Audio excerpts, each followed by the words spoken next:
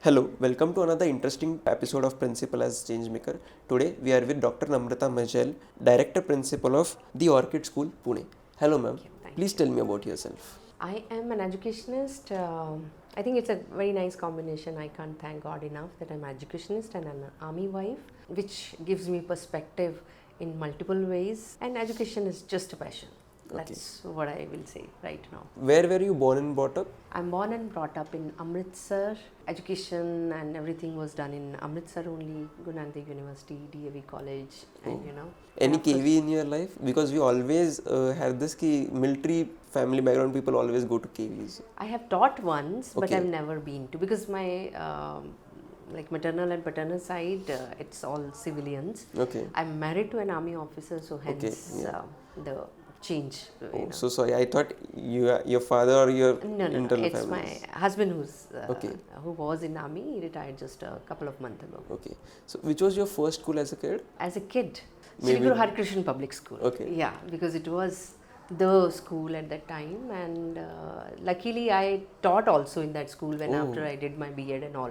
As my first organization to work was also Yeah, that's a complete circle complete that you. circle, yes. It would have been great being at the benches and then being at the place Oh, where. really? Yeah. Yes. It was amazing because then you know what are the ethos of the school and what is that is expected out of you, and then you kind of give back in a very positive way, and then you're also loved because you are one of the Fair. alumni of the school. So, very very pampered teacher, but at the same time responsible enough to give back in the right Fair. proportion. Yeah. Agree. Yes. Any childhood tiffin box memory that your mother used to pack for you? Oh yes, aloo ki sabzi with aam ka achar and ande ki bhurji and parathi. That was a staple thing because that Yeah. is what I used to love, and I can still imagine the aroma. When we used to open that nostalgia of when I packed the same thing for my kids while they were growing up, and then sometimes we just eat it now for the sake of it. Let's have the tiffin wala aloo ka sabzi. Of course, mama's So touch is dry not there. aloo ka sabzi. Yeah, of course, mama's touch we miss, but then memories are of that. I can immediately think of that. I bet it used to get over in the fraction of a second. Oh yes, it is. And then the winter time, that gajar or gobi Gajar and halwa, all that okay. achar, Oh yeah. that pickle, which still, because a couple of days ago I made it for my kids. So the memories go back to Amritsar, and then buying it and then making it the way it is, trying to keep the flavors intact. These are things which make you feel that you're still connected to the roots. Correct. That's it. Childhood is always special, especially for your generation, because you didn't had much of the distractions. The life was a little simpler. True. The Technology. only distraction used to be a get together at cousins' place and their birthdays, marriages, and then marriages used to become like a community thing. Everyone in the Agreed. vicinity is engaged in that. That was the distraction. Yeah, that was a good positive distraction. distraction. So how was your education after 10th or 12th? What did you choose and how it went on?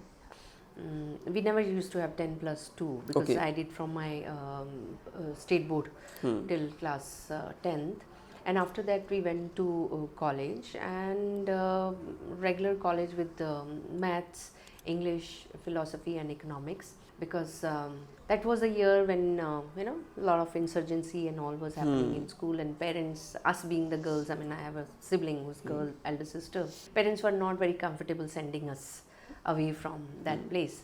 So the best and the closest place was SSN College, and proudly remember all the faculty members because of whom I am what I am today. So these were the options which I felt were good, and while actually I was choosing my subject, I realized that music is something I should do. So while I was completing my graduation, I also did my Visharad in music vocal. Oh, great. And then there was an influence in the family where I wanted to be a civil servant.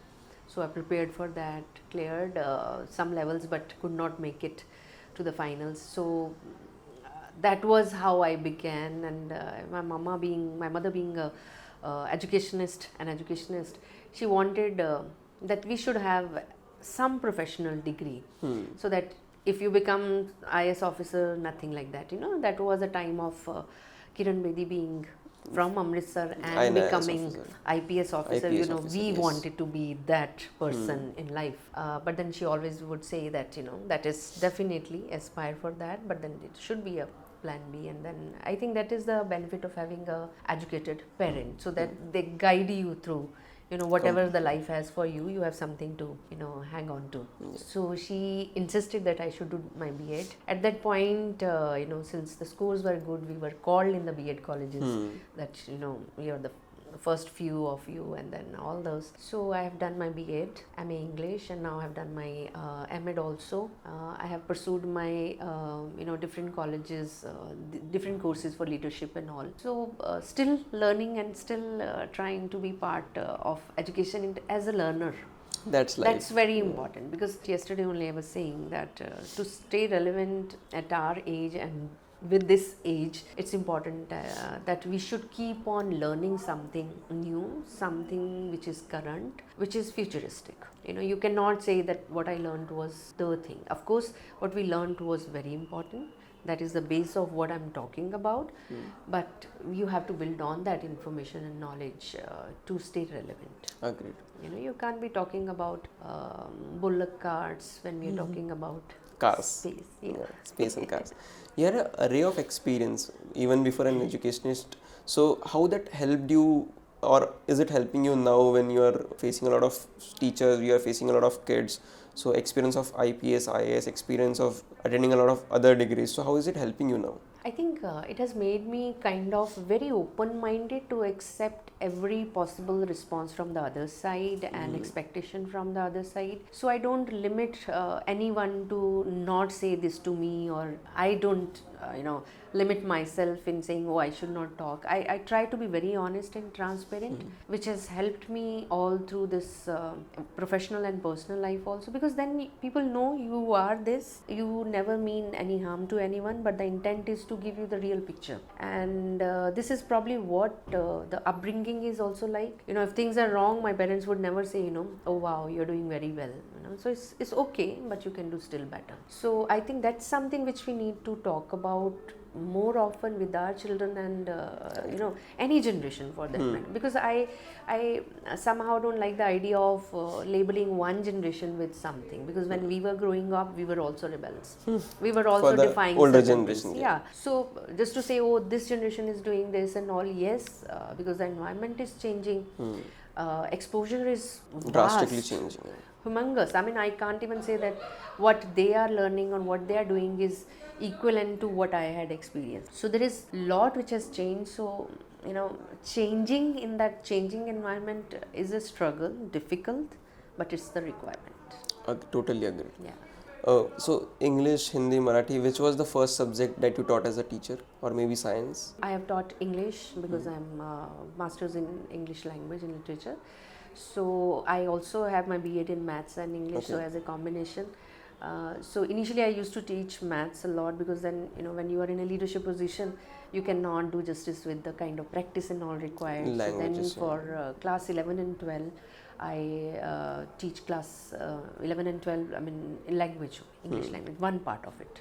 Which is your favorite subject to teach? I love languages because it helps me to explore a lot of subjects within that, because language is something through letters, through articles and reports and everything. You can talk about anything and everything which we need to talk as mentors and facilitators. So language definitely, but I also have a very scientific bent of mind. So when I talk to children, I always say you need to understand that why things are changing. I mean, simple thing, when they say the ad is there, no, like the paint now has no kind of fumes, or it is able to repel the paints. So then what is that is changing in that, you know, chemical formulas and all. So if we don't question these things, then we make chapati why it is, you know, going up. And also, and I thank my family members, especially my husband, when we are traveling around, he will always ask, you know, why some pillars are round and why, because again engineer, you know, so why some pillars are round and some are squarish and all that. So one needs to think about it, and then in their answers and all that. I think that being intrigued about what's happening around and how is it happening, even if there is a pollution, so what actually is the cause, what is my contribution to that, how can I eliminate that. Those discussions are missing. Yes, totally Very true. important, Totally very true. important. You have just consumed this chocolate, you have just had something in your tiffin, so why is this made this way only? And that questioning, that Everything has a science behind it. there needs to be some discussion, there needs to be a talk about it. And thankfully we are in a school where we encourage a lot of talking, expression. That you is will great. see you will see my children, I mean, they can come in and say, Namdadi, but you said this, but why this? So we don't take that why as a kind of Bottleneck. questioning Yeah, or questioning. something. We say, okay, let's sit and understand. If it has, I have understood, probably there's something I've not done to make you understand what I've done. So let's have discussion. Totally. Even debates can happen. We can agree to disagree, but at least we discuss. That's That's great. very important. Giving it a platform is always a great, Very rather than just brushing it off. Yeah, and I thank my team that they have understood the very vision, and then they are also part in whatever I'm doing very positively and wholeheartedly. Yes. Following up, you're a director principal here. You're a change maker here. But the seeds are always sown very early in your childhood or maybe in the early part of your life. So was that first teacher or first principal that got you going in your life? Starting from home, my mother has always been, and she's no more there, but I feel so her sorry. presence always, because the way she used to take calls on, because she was a professional, all 40 years, she worked, and then the way she would balance things at home and taking call and then taking responsibility of taking that call. And ensuring that it is understood and all that. So that was my first understanding of standing by what you say, and when you say something, it should not be for the sake of saying, has to be thought through. Understood. Process. And then while I was growing up, one of my professor in language only, Dr. Mahinder Singh, so he used to say that if you're talking about something, you should have the knowledge about it. Shallow knowledge will not help, because just knowing the grammar of English will not help you. Do you know the word for every feeling which you have, every instruction what you give, then you're doing something with your expertise with the language. And to add to that, my grandfather was a thorough British kind of a personality. He was a photojournalist at the time of even 1919 Jallianwala Bagh and all. He had the pictures and all that. And the influences are so many where the perfection was expected. How you dress up, how you talk, not as girl, but as a person, as a human being. Pure human. Because we were told right at the beginning that there are certain beliefs that you can't do anything at a certain time of the month, some rituals, your Guru Granth Sahib Ji and all that. But he would say, God has made you the way you are. There is a logic, there is a biology, there is something. True. He has nowhere written that you should not do this. I know I'm saying it from my experience, not to hurt anybody's sentiments, but that is where he would just make us understand. Even if you're writing an essay on cow, it doesn't have to be those 4 lines, 2 ears, 4 legs, 1 tail and all. So go beyond this. Talk about the uplas. At that time, we used to, really, we need to write this? Yes, try writing. How is it, the gas is produced and all that. How, why we call, give all the respect to cow. There is a reason. Because everything what she gave, the cow gives us, we are using for our own survival. That is the reason. So I still remember class 5, I wrote this essay, went to my teacher, Neelam teacher. She was so impressed and she made me, say it in the assembly. Then I realized you have to be little more just than the regular. Yeah, you have to always step up so that people tend to notice you and then you grow.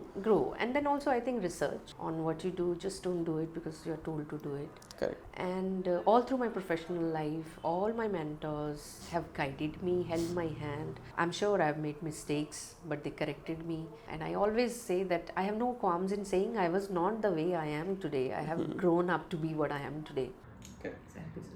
Once again, thank you for the time. Thank you for being with us, and we wish you the very best for your future.